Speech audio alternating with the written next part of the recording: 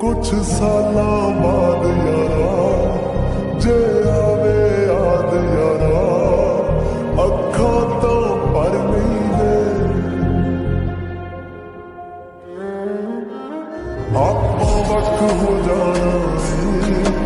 ए गल पक्की है बस सब्र जा कर नहीं दे आपा वक्त हो जाना